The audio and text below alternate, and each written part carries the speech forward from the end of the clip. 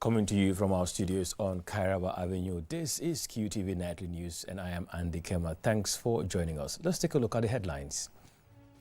15 ambassadors presented their letters of credence to President Barrow at State House in Banjul on Wednesday. A digital transformation for Africa and Western African Regional Digital Integration Program was launched in the Gambia on Wednesday. The Minister of Trade and Employment wraps up his tour of the Q Group of companies with visits to Naturel Water, QCT and Ajibank. 25 suspected migrants and 5 traffickers are in custody after security personnel intercepted their boat believed to be bound for the Canary Islands. In commemoration of World Malaria Day today, the Gambia's Ministry of Health and partners reaffirmed their commitment to make the Gambia a malaria-free nation by 2025 and 2030. Those were the headlines, and now the news in detail.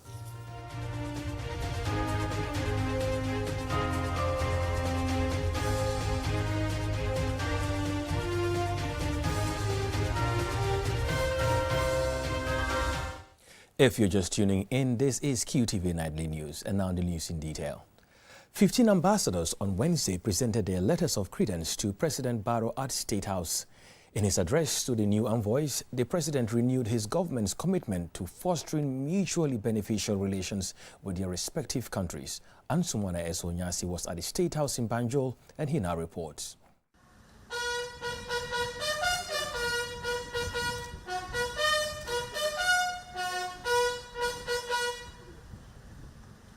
In yet another marathon session of receiving letters of credence from designated ambassadors, President Barrow on Wednesday received 15, having received 13 on Tuesday, marking the commencement of the ambassador's tour of duty to the Gambia. In the president's morning schedule, he received the ambassadors of Pakistan, the Kingdom of Belgium, Malaysia, Tunisia, Zimbabwe, Italy, Australia and Angola. And in the afternoon, he received the envoys of Ethiopia, the Republic of Guinea, Palestine, India, Burkina Faso, Congo and Uganda. In his welcome address to the new plenipotentiaries, President Barrow shares his government's commitment to nurturing mutually beneficial bilateral and multilateral ties with their respective countries, adding that the Gambia has over the years developed national development blueprints that have sought to strengthen relations with other countries to help facilitate global advancement. The opportunities for collaboration between our governments and partners in the health, agriculture, trade, tourism, finance, education, construction, manufacturing, and information and communication technology sectors are many and varied. I request Your Excellencies, therefore, to vigorously engage the competent national stakeholders to make the most of the opportunities at our disposal. Following the President's address, the ambassadors, in their statements, expressed gratitude to the head of state for confirming their appointments. And in their briefing with the press, they stressed their aspirations for stronger bilateral ties between their respective countries and the Gambia. A relationship which I'm happy to build upon the heritage of my predecessors, to look at how we can further enhance our relationship on all levels multilaterally. The Gambia is now a member of the Human Rights Council and has a special responsibility in that respect. We are happy to work with them on those topics as well. In the European context, Belgium is a member of the European Union, and we are part of the Team Europe here, working on a number of partnerships with the Gambians. We are very pleased to be in your wonderful country. It is the first time that I'm visiting, and I'm sure I will be back again. So thank you very much for the kindness and the wonderful experiences afforded to us the last few days. It was an honor and privilege for me as the High Commissioner of India to present my credentials to His Excellency President Adama Barrow. And India and Gambia and the Gambia, we enjoy close and cordial relations. Both are Commonwealth member countries, and we work closely with the government and people of Gambia to further strengthen our close and cordial ties. Wednesday's engagement with the new envoys brings the number of foreign diplomats to have presented their letters of credence to President Barrow to 28 in the past 48 hours. And there are more to come in the near future. This represents a solid affirmation of the Gambia's diplomatic reach and engagement on the global stage, encouraging peace, progress and prosperity. Ansmane Sonyasi for KTV News. A digital transformation for Africa and Western Africa Regional Digital Integration Program was launched in the Gambia on Wednesday. At the launch, the Gambia and Guinea signed an MOU for a second submarine cable to enhance connectivity. Mamoudou Gajaga attended the event and he now reports. The Digital Transformation for Africa, DTFA, and West African Regional Digital Integration Program is an innovative initiative funded by the International Development Association. 4 countries, namely the Gambia, Guinea, Guinea-Bissau and Mauritania, are part of the project aimed at enhancing connectivity to realize a unified digital market in Africa. Usman A. Ba is the Minister of Communication and Digital Economy of the Gambia. The WADI program embodies our collective commitment to bridging the digital divide and unlocking new opportunities for socio-economic transformation, as outlined in our recovery-focused National Development Plan 2023-2027 URIWA and the ICT 4D Master Plan 2021 to 2025. The WADI project is supported by IDA, World Bank, AU, Smart Africa and ECOWAS, amongst others. The World Bank provides $266.5 million to boost connectivity, promote a single digital market, increase job opportunities, and digital financial services and entrepreneurship. Rocio Sanchez Vigorares, Senior Digital Development Specialist at the World Bank, hails the groundbreaking project. Digital is no longer a luxury. It has become a public good we need for everyday life. And digitization in this region, Western Africa, matters most because here is where there are one of the biggest gaps and biggest opportunities. The Economic Community of West African States, ECOWAS, Representative Mawali Amor, Program Officer, Telecoms and Networks, says plans are underway to implement the project. Narrowing down into the digital economy sector, our mission is to position ICTs as a driving force for economic growth and inclusion through the pursuit of efforts to build a single digital market for a future of shared and sustainable prosperity in the ECOWAS region. During the event, the Gambia and the Republic of Guinea signed an MOU for a second submarine cable, a grand total of $50 million from the World Bank. Rose Paula Prince Mao is Minister of Post Telecommunication and Digital Economy of Guinea. Pour finir, j'aimerais vous inviter à vous joindre à nous dans cet engagement commun. The event represents a decisive step in the development of telecommunications in West Africa, particularly in the Republic of Guinea and the Gambia, demonstrating the firm, strong and assertive commitment of our nations towards the South-South cooperation. Despite progress in mobile broadband coverage, West Africa still faces significant gaps in digital connectivity, access and usage. The adoption of mobile broadband services remains below 40%, primarily due to high retail prices, infrastructure deficits, especially in international connectivity, and resilient fiber optic backbone remain major obstacles to meeting the growing demand for data and online services. Mamoudou Gajaga, KTV News. The Minister of Trade and Employment wraps up his tour of the Q Group of companies with visits to Natural Water, QCD and Ajib Bank. The tour allowed the Minister to understand the services, employment and operational efficiency the Q Group has brought to the Gambian market. QTV's Mamoudou Laminchoy has the story. The ministerial delegation was received at Natural Water Plant in Bijilo. The water brand is popular in the market with its fully automated state-of-the-art processing plant delivering bottled water, processing according to WHO guidelines and quality assurance measures for the safety and well-being of consumers. It's the only water factory where there is no single chemical added to the water. We use what we call ozonized water.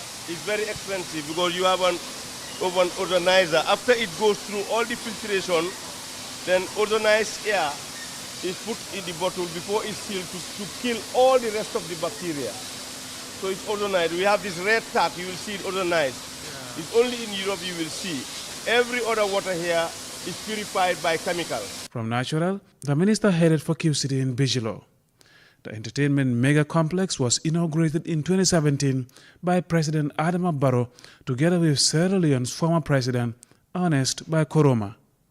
Since its inauguration, the multipurpose recreational center has become a one-stop shop for entertainment, leisure, and sports, providing accessible and affordable services to customers.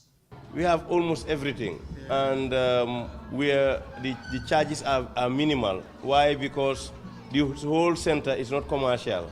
It's under Madam Just Foundation. So every butut which we have here goes into scholarships and youth development and so on. So it's run by the foundation. So it's not a commercial venture. This is about self-help. It's back to the concept of self-help. What you do, whatever you provide, whatever you engage Q City for, whether this is a conference, because they have conference facilities, whether it's a conference or you're using the accommodation or you're going for the sports recreational center, whatever you are doing with Q City is simply coming back to you. In one, either directly or indirectly, in one form or the other, you are giving it back to yourself. Next stop in the tour was at the Arab Gambia Islamic Bank, Ajib, at its headquarters in Banjul. The bank, in operation since 1994, is the first and only Islamic bank in the Gambia, operating in compliance with Sharia principles of banking. The Q Group chairman acquired majority share of the bank in May 2014, when the bank was on the brink of bankruptcy. With strategic management decisions, prudent financial practices, and robust digital transformations, Ajib has not only recovered, it has become one of the highest-ranking banks in the Gambia. Today, the bank is number 4 out of 12. Among most of the banks are multinational, so we are number 4. And not only that, but I think the most important thing why we took over the bank was to be able to impact society. So the bank works a lot with the business people, to help them, give them soft loans, work with them to help them expand their business. But most importantly, work with the government, because the government also have a lot of areas where they believe that instead of looking outside, when they look within, we can do it. So the government has been cooperating with us. That's the most critical part in financial institutions. When they go down, you don't bring them up easily. It's easier going down. That can happen in a matter of minutes, that the bank goes down. But bringing it back to life and making it thrive, making it, resilient to all the other outside forces and challenges, and ensuring that you are now growing and expanding to even beyond the level at which you were buying it. So I think credit goes back to them. They've done a phenomenal job and continue to thrive, and we look forward to seeing them even beyond their current state in terms of ranking within the banking sector. During the minister's tour, the Q Group of companies exhibited a model of product and service delivery that is socially impactful and poised for further expansion, providing more services, creating more employment opportunities for Gambians, thereby contributing substantially to national development. Mahmoud Lamin Choi, QTV News. We will now go for a commercial break. When we return, we have more local news stories. Do stay tuned. OIC Summit on the 4th and 5th May 2024, the second largest gathering of world leaders, kings, presidents, rulers, prime ministers, along with delegates from 57 member countries of the Organization of Islamic Cooperation, will gather in our beloved nation for this historic event. The theme of the summit is enhancing unity and solidarity through dialogue for sustainable development. It's a platform to foster cooperation, promote peace, and drive sustainable development across the Ummah and the world at large. We call on all Gambians to unite and support the government as it strives to host a memorable and successful event. Let's showcase our hospitality, culture, and the beauty of the Gambia to the world. Join us in making history. Let's stand together, united as one, to ensure the 15th OIC Summit in the Gambia is an event to remember. Together, we can make a difference. The third edition of the Organization of Islamic Cooperation Investment Forum will be held in the Gambia under the auspices of His Excellency President Adama Barrow and the OIC Secretary General on Thursday, 2nd and 3rd May 2024 at the Kairaba Hotel. Welcome, ahlan wa sahlan, welcome to Banjul. The golden opportunity to the smiling coast of Africa will bring together presidents of international financial institutions, including ISDB, AFDB, Badia, Afrexim Bank, Fagas, and others. The Investment Forum will also convene the highest level of economic and investment actors across the 57 OIC member countries from both the public and private sector to explore investment opportunities in the Gambia and promote economic growth and job creation. All the attendees will include senior government actors, 60 top international investors, employers' federations, chambers of commerce, professional associations, bankers, and insurers. We welcome the investors to come and invest into the Gambia. We are open for business. Don't miss the chance to be part of this transformative process.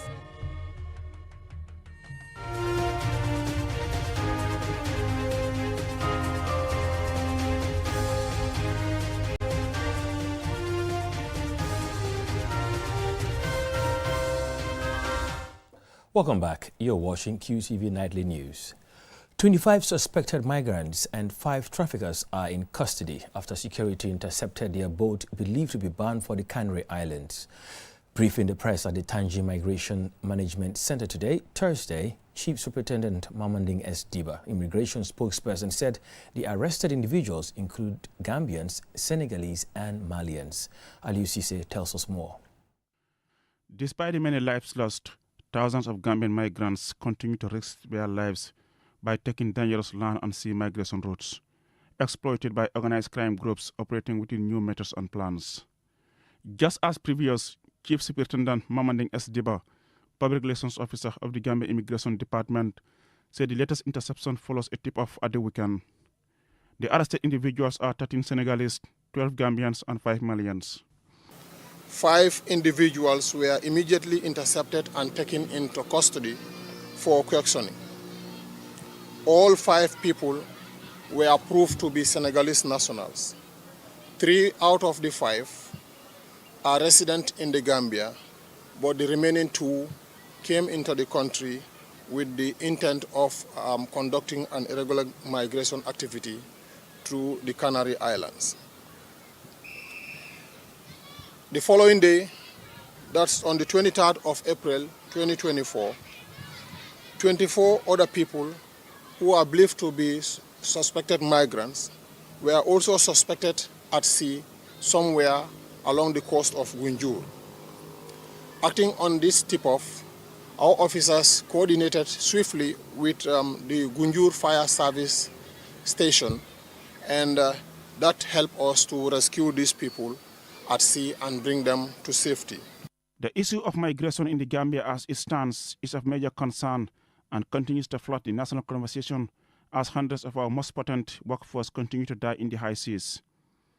The recent deaths of youth, mostly from the same community, have gone to make the matter more urgent. PRO Diba said the immigration and partners will continue to work together to ensure irregular migration is contained. We are thankful to our partners for the successful hatching out of these security operations. We want to thank the security services of this country who have always joined forces with the GID to make sure that these operations are successful. Notably, we want to register and appreciate the support of the Gambia Navy, the Gambia Fire and Rescue Services, the Gambia Police Force, and the National and the State Intelligence Services. We also want to thank the Guardia Civil of Spain and Coop Gambia Project for the invaluable supports, both in terms of materials and technical assistance. We want to commend our gallant officers who have always performed extremely well, sometimes under very difficult circumstances, leading to the foiling and interception of this migration, irregular migration activities.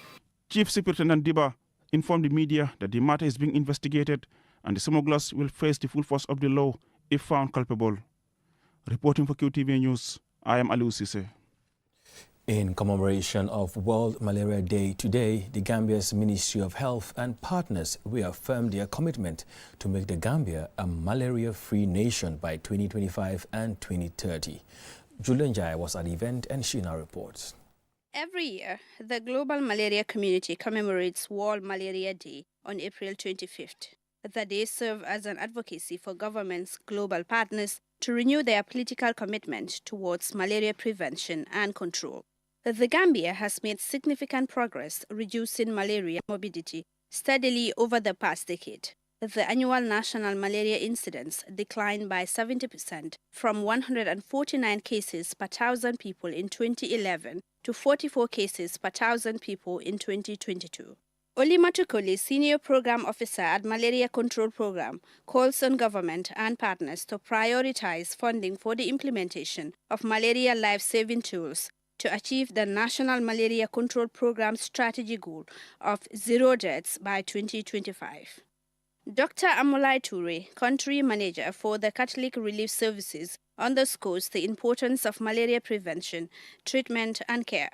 CRS and its partners, local partners, Caritas, HEBDO and ADWAC, in collaboration with NMCP, has distributed approximately 5 million bed nets and have reached out 300,000 households with malaria prevention messages.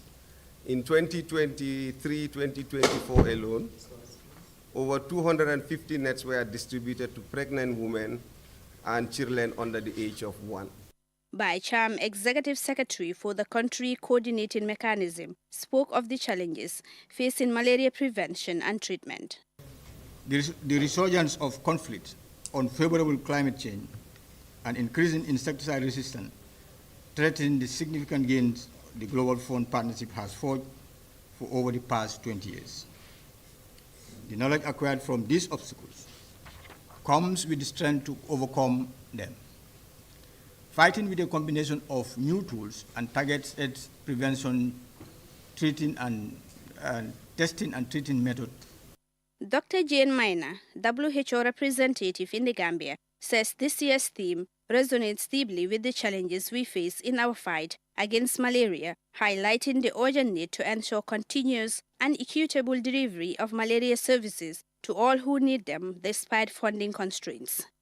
Since 2015, the Gambia has been among the 8 African countries to have achieved the global technical strategy goal of 40% reduction in malaria case incidence by 2020. However, the fight against malaria is far from over, according to WHO representative.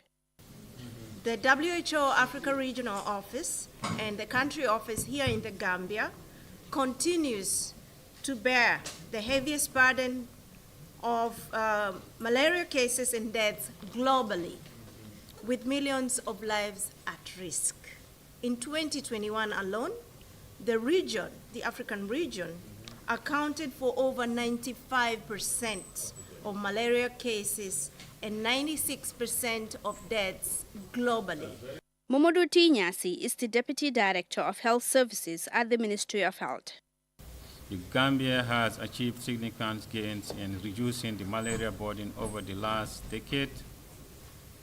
The number of confirmed malaria cases declined by 54% from 249,437 cases in 2015 to 115,908 in 2023. The Deputy Director of Health Services expressed government's commitment to eliminate malaria by 2025 and 2030, despite the numerous challenges confronting them. For QTV News, I am Jul Denyai. Before we end this news, here's a recap of the headlines.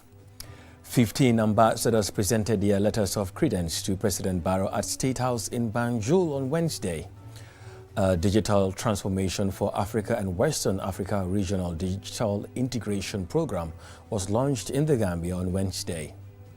The Minister of Trade and Employment wraps up his tour of the Q Group of companies with visits to Natural Water, Q City and IG Bank.